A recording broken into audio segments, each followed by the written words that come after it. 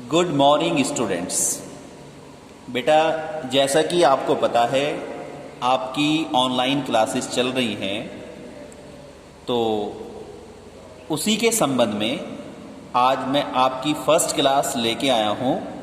और first class में जो हमने स्टार्टिंग की है वो मैट्रिक्स से की है, जो आपका बेसिकली थर्ड चैप्टर है मैट्रिक्स, तो हमने उसी चैप्टर से स्टार्टिंग की है।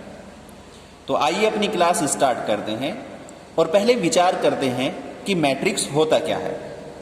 देखो, मैट्रिक्स की अगर हम डेफिनेशन की बात करें तो मैट्रिक्स की डेफिनेशन कुछ इस प्रकार से बनती है: a rectangular array of M N numbers. एक rectangular array M N numbers का, रेक्टेंगुलर एरे अर्थात आयताकार व्यवस्था।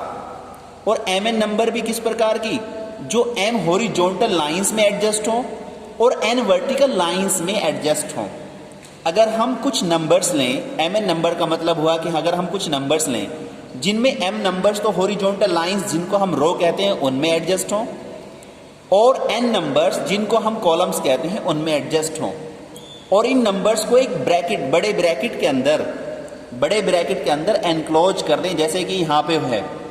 तो इस प्रकार की रेक्टेंगुलर एरे को, रेक्टेंगुलर अरेंजमेंट को हम मैट्रिक्स कहते हैं। जैसे हमने यहाँ पे 4 नंबर लिए हैं, 2, 4, 6 और -8। हमने इनको 2 कॉलम और 2 रोज में एडजस्ट कर दिया। ये आपकी कॉलम हो गई 2, 4 और 6 -8, ये आपकी रोज हो गई। 2 और 6 जब आप वर्टिकल देखोगे, 2, 6, 4 -8, ये आपकी कॉलम हो गई। तो इस प्रकार से हमने कुछ नंबर्स ली, उनको रो और कॉलम के अनुदिश एडजस्ट कर दिया और उनको ब्रैकेट के अंदर एनक्लोज कर दिया। तो इस प्रकार की व्यवस्था को हम कहते हैं मैट्रिक्स।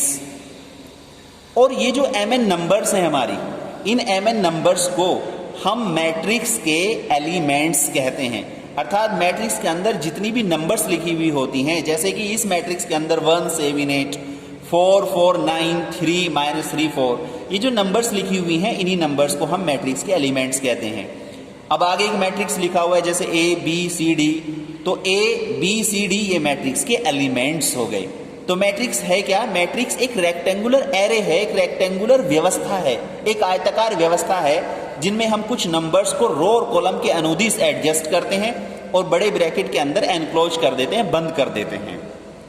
अब बात करते हैं ऑर्डर ऑफ अ मैट्रिक्स। ये मैट्रिक्स का ऑर्डर क्या होता है? फॉर एग्जाम्पल, हमारे पास एक मैट्रिक्स है 1, 6, 3, 2, 8, 2, 4, -5, 1। ये इस मैट्रिक्स के एलिमेंट्स हैं। तो अगर हम देखें कि इस मैट्रिक्स में 3 रो हैं, 1, 2, 3, और 3 ही कॉलम हैं, तो इस मैट्रिक्स का जो ऑर्डर बनेगा, पहले आप जितनी रो हैं उतनी नंबर लिख दो। जैसे 3 रो है तो यहाँ पे 3 लिख दो, फिर मल्टीप्लाई का साइन लगा के 3 कॉलम है तो यहाँ पे 3 लिख दो। तो इसका मतलब ये हुआ कि जो आपका मैट्रिक्स है इसका ऑर्डर 3/3 है।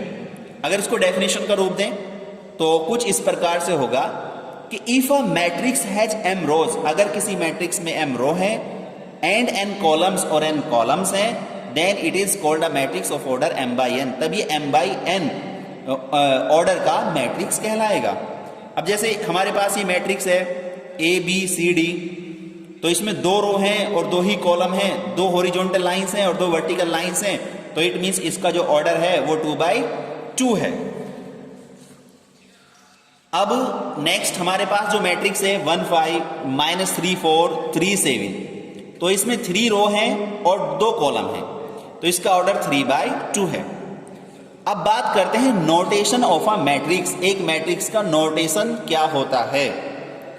तो matrix can be denoted by capital letters of English alphabet. Matrix को हम इंग्लिश अल्फाबेट के कैपिटल लेटर्स के द्वारा रिप्रेजेंट करते हैं, जैसे A हो गया, B हो गया, C हो गया। मतलब किसी भी मैट्रिक्स का जब हम नोमेनक्लेचर करते हैं, उसको रिप्रेजेंट करते हैं, तो इंग्लिश अल्फाबेट के जो बड़े लेटर्स हैं उनको हम यूज कर लेते हैं। और मैट्रिक्स के जो एलिमेंट हैं उनको हम इंग्लिश अल्फाबेट के स्मॉल लेटर्स के द्वारा रिप्रेजेंट करते हैं, और उनके साथ 2 सबस्क्रिप्ट्स, 2 नंबर्स एडजस्ट कर देते हैं, जैसे A11, A12। अब A12 का क्या अर्थ है? इसका मतलब है ये जो एलिमेंट है ये फर्स्ट रो में है और सेकंड कॉलम में है, और A13 ये जो एलिमेंट है ये फर्स्ट रो में है और थर्ड कॉलम में है।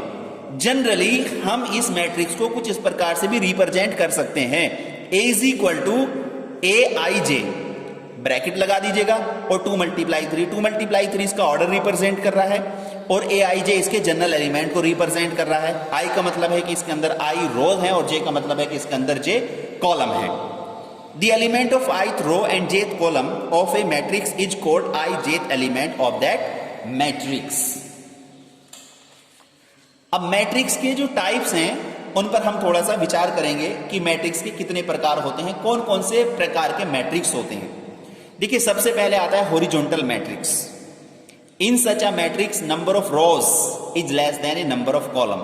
इस प्रकार के मैट्रिक्स में जो रोज की नंबर है वो कॉलम्स की नंबर से कम होती है, अर्थात कॉलम्स ज्यादा होते हैं। जैसे 1 2 3 या 3 तो कॉलम है और 2 रो है, तो इसका मतलब ये जो मैट्रिक्स है जिसकी शेप एक हॉरिजॉन्टल होती है, इस प्रकार के मैट्रिक्स को हम हॉरिजॉन्टल मैट्रिक्स कहते हैं। इसमें बेसिकली कॉलम्स ज्यादा होते हैं। वर्टिकल मैट्रिक्स में जो है रो ज्यादा होती हैं, कॉलम्स कम होते हैं। Number of rose is greater than the number of columns. तो इस मैट्रिक्स की जो शेप है, इस मैट्रिक्स की शेप आपकी वर्टिकल हो जाती है। इस मैट्रिक्स की शेप आपकी वर्टिकल हो जाती है। तो उसके बाद देखते हैं नेक्स्ट,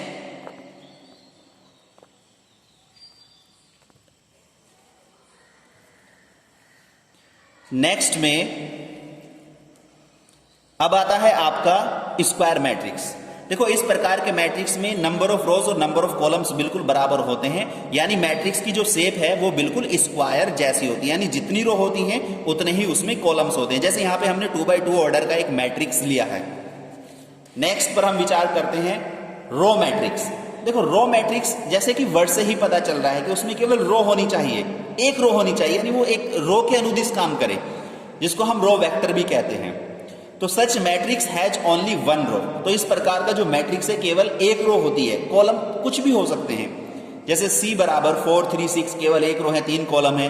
3 -4 5 और -6 एक रो है और 4 कॉलम है।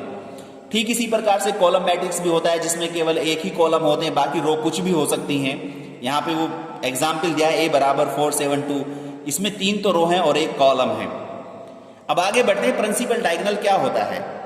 दरअसल स्क्वायर मैट्रिक्स के वो एलिमेंट्स जिनके लिए I और J की वैल्यू समान होती है, यानी रो और कॉलम सेम होता है, उन एलिमेंट्स को हम डायगोनल एलिमेंट्स कहते हैं। यानी कहने का अर्थ हुआ कि दूसरी रो और दूसरे कॉलम का एलिमेंट, पहली रो और पहले कॉलम का एलिमेंट, तीसरी रो और तीसरे कॉलम का एलिमेंट जो है हमारे डायगोनल एलिमेंट्स हैं। और इनके अनुदिश खींची गई line, the line along these elements is called the principal diagonal, वो प्रिंसिपल डायगोनल कहलाती है। आगे बढ़ते हैं, फिर देखते हैं हमारा जीरो और नल मैट्रिक्स क्या होता है। देखो, जीरो और नल मैट्रिक्स, नल मीन्स बिल्कुल खाली, और जीरो से भी आप समझ रहे हैं। तो एक ऐसा मैट्रिक्स जिसके सभी एलिमेंट्स जीरो हो जाएं, बहुत सिंपल सी बात है, सभी एलिमेंट्स जीरो कर दो तो वो आपका जो मैट्रिक्स होगा वो जीरो मैट्रिक्स हो जाएगा। यूनिट और आइडेंटिटी मैट्रिक्स में क्या है, हम एक स्क्वायर मैट्रिक्स लेते हैं और स्क्वायर मैट्रिक्स के जो प्रिंसिपल डायगोनल है, अगर उसके एलिमेंट्स को 1 और 1 रखें, बाकी शेष एलिमेंट्स को 0 कर दें, तो इस प्रकार के मैट्रिक्स को हम यूनिट या फिर आइडेंटिटी मैट्रिक्स कहते हैं। केवल प्रिंसिपल डायगोनल के एलिमेंट्स को आप 1 1 रखें, 1 वैल्यू पुट करें, बाकी शेष एलिमेंट्स को आप 0 वैल्यूज दें, तो इस प्रकार के मैट्रिक्स को आप जो है यूनिट या फिर आइडेंटिटी मैट्रिक्स कहते हैं, और इसको सामान्यतः I से रिप्रेजेंट करते हैं। I2 का मतलब है कि इस मैट्रिक्स का ऑर्डर 2 है, I3 का मतलब है कि इस मैट्रिक्स का ऑर्डर 3 है।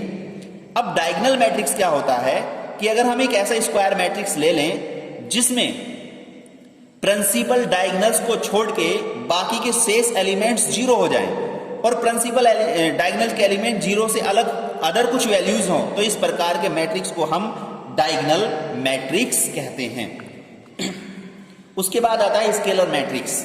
देखिए, अगर हम एक डायगोनल मैट्रिक्स ले लें, जो अभी अभी हमने पिछले पॉइंट में विचार किया है, डायगोनल मैट्रिक्स का मतलब यही था कि प्रिंसिपल डायगोनल के एलिमेंट्स को छोड़ के बाकी शेष एलिमेंट्स 0। लेकिन अगर इसमें भी हम थोड़ा सा संशोधन कर दें और हम ये कर दें कि जो प्रिंसिपल डायगोनल है उसके एलिमेंट्स को हम सेम बना दें, जैसे 2 2 3 3 3 k। तो इस प्रकार के मैट्रिक्स को हम स्केलर मैट्रिक्स कहते हैं। अब बात करते हैं अपर ट्राइएंगुलर मैट्रिक्स की। इन सच अ स्क्वायर मैट्रिक्स, ये एक इस प्रकार का स्क्वायर मैट्रिक्स होता है जिसमें सभी elements below the main diagonal यानी 4 3 6, मेन डायगोनल से नीचे के जितने भी एलिमेंट्स हैं अगर वो 0 हो जाएं तो इस प्रकार के मैट्रिक्स को हम अपर ट्राइएंगुलर मैट्रिक्स कहते हैं। फिर ठीक इसी प्रकार से लोअर ट्राइएंगुलर मैट्रिक्स में क्या है, जो मेन डायगोनल है आपका, अगर उसके ऊपर के सभी एलिमेंट्स 0 हो जाएं तो उसको हम लोअर ट्राइएंगुलर मैट्रिक्स कहते हैं। तो बेटा आज की क्लास में आपने मैट्रिक्स की डेफिनेशन पढ़ी, मैट्रिक्स का ऑर्डर पढ़ा, मैट्रिक्स को डिनोट करने का तरीका सीखा और मैट्रिक्स की क्या क्या टाइप्स होते हैं उसके संबंध में आपने थोड़ा सा अध्ययन किया। आज हम अपने लेक्चर्स को यहीं पर बंद करते हैं, मिलते हैं नेक्स्ट लेक्चर में। धन्यवाद।